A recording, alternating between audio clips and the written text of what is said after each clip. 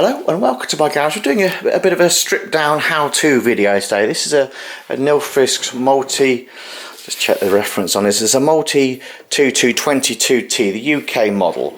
And this is a machine we've had in at work, and it's got a broken clip on it, unfortunately. So I'm going to be stripping this down today to make a video on how to do it.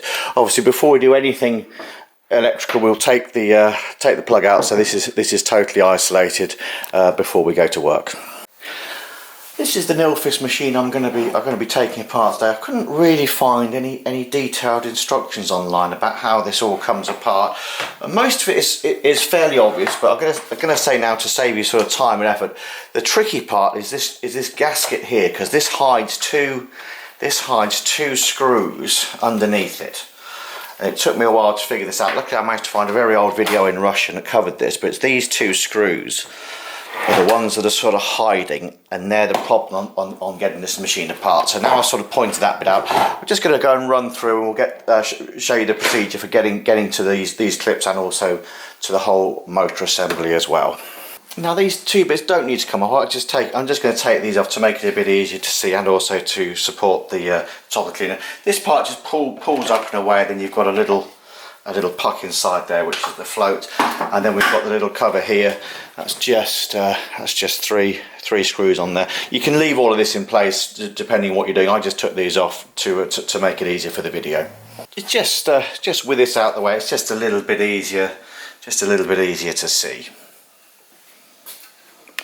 So the screws on this section are all fairly obvious. We've got one at the bottom there, two just in the little gap there, three there, four, and that's it. So it's the four stainless steel screws to come out next. And as at this stage you feel that this top part should sort of come away, but it really won't. And what I found out is there's a rubber gasket under here, and this was the problem. This needs to come away, and then that reveals two screws. Just turn that around a bit. Two screws underneath the gasket, so one there and one there, and they're quite well hidden. So let's get those off and then see where we are. And so now, with all of the screws undone, this should just lift. Yeah, this should just lift away. There we are, coming away clean. Just obviously care for the wires there. And one thing I will say, this isn't sort of clipped onto this at all. It does just push into place. So if you are pulling this up and it's not coming away freely, it probably means there's some screws left in there to undo. So now, with the blue cover off, we can look at the screws needed to get this sort of internal cover off, so we can then get at the bracket. So with the screws to remove, we've got one just there, one in there. This bit of foam needs to come out so you can have a look to see, and then there's the screw down at the bottom there. There's one there. You can ignore the two screws, one there at the back and the other one down there. You don't need to get at those. It is just those 5 or 6, and also, sorry, 6, the one on this side as well. So we get those off now. So with those screws out, we should be able to just pop this part up. And that's our broken clip. We should be able, yeah, we can get that out. So that's the broken clip with the where it's cracked there and it's missing its holder part. So here's our replacement, and that should just drop in. So we can do this without the need to take all of this out. But I did find it a bit easier with the cable clamp there removed. Now for me, these next few steps aren't really necessary, but I'm just going to show you how this whole assembly comes off. So we've got these little pipe there to come off. I've undone already the cable connector there. Then these two parts will just carefully lift those out. The black and red wire runs around the side here, so lift that out and that out. And then just before we lift the lid, you'll see you've got a white wire down here and a black wire on this side. Now these have got a little clip on them to hold them in place. So what I recommend is if you've got a little hook tool like this. So if you get the sort of the pliers on that part of the connector, and just use your little spring clip tool, sorry, your pick tool, just to push that down, and then these should come away. And with all of that now disconnected, we can just lift this top up and away. So that should just come away now. There we go. So you see you've got a black wire at the back there and the white wire just in front. They just put on these two pins here. And now with that top cover off and totally out of the way, we can just extract the motor. That's not held in with any more screws. That should just come away, and then you've just got the foam part at the bottom. It's also quite a neat idea at this stage. If you just want to put a little white dot on there so you know which one the white wire goes to. So that's everything stripped out from the top now. So now we can start getting it all back together. If there's any sort of things I come across and I'm reassembling, I'll add that to the video, but I think we should be pretty much the reverse of how we took it apart. So we're now all back together with the machine. That's all looking pretty good. Just to show you a bit more detail on the clip part, this is the bit that I had to change today. You can just see how that's cracked, and a new one is in place now. So hopefully this is all should be back up and running with no issues. So hopefully that video is useful if you have a machine like this or something similar and you are struggling to find how to get into it. Also at this point I'd like to just say a very sort of big thank you to everyone that keeps subscribing to the channel and for all the very positive messages that keep coming in. It's a real pleasure to see them.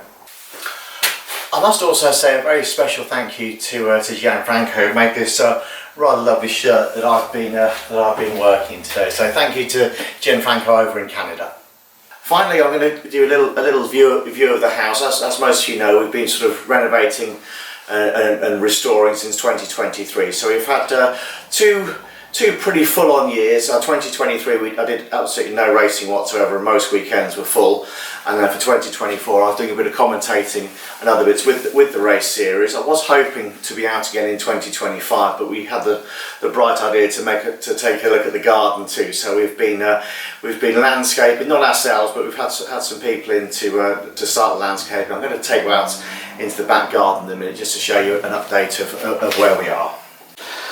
But before we go and look at the house, let's have a quick look at the car. So I think that's the reason most of you subscribe to the channel. So we had a sort of best intentions of going racing this season. I've got some new belts to go in because my ones had expired. I also got a new helmet and other bits as well. But just time and money have just been against us at the moment. And now with the garden project too, things have been rather on hold on the racing front, but the car is still lovely. It's still got that little tag in there from the MG day over at Gaydon, and that's also we have our new engine waiting to go in. So this is a fresh build for 20. Well, it's going to be 2026 now, I think, by the time it goes in. But I would really like to try and get this in the car in the next few months. So at least we can get it up and running. I really love the colour on this. We did this as sort of a darker burgundy colour, a little bit more brown, I think, than the usual MGB red. So I'm really looking forward to getting this into the car. And just a quick look under the bonnet. I don't think much in here has changed since we last done any work. Obviously this is the older engine that's going to come out and be refreshed. You can just see the sort of colour difference here. It's a slightly brighter red on that one. I don't know how many brake horsepower the difference will be between that and obviously the brown coloured one. We've run the longer rod configuration in the new engine, so I'll be really interested to see how that works out. So this really is what time and money has been going on for the last 2 years. I've always really wanted a bright white modernist house, and I'm really pleased to say how well this has turned out. So it's been a couple of years in the making. We've got a little extension was built previously there, and now we're moving on to the garden. So as you can see, we've got a fair bit of work. I won't be doing a lot of this myself. We do have some builders who will be sort of building a new patio for us up here, and also a raised pond that hopefully we'll be putting our little water pigs into hopefully in October. So we'll see how that goes. They just decided to all disappear. Here they are over here. So they're going to have a new home at the end of this year. which hopefully they will enjoy. So that's the explanation on obviously why I've not been many race videos or any racing at all, because we have been somewhat involved with all of this. But hopefully next year we should be out on a track again, just depending how everything goes here. But hopefully you'll join me again for the next videos, and we'll be back at the track soon. Many thanks. Bye.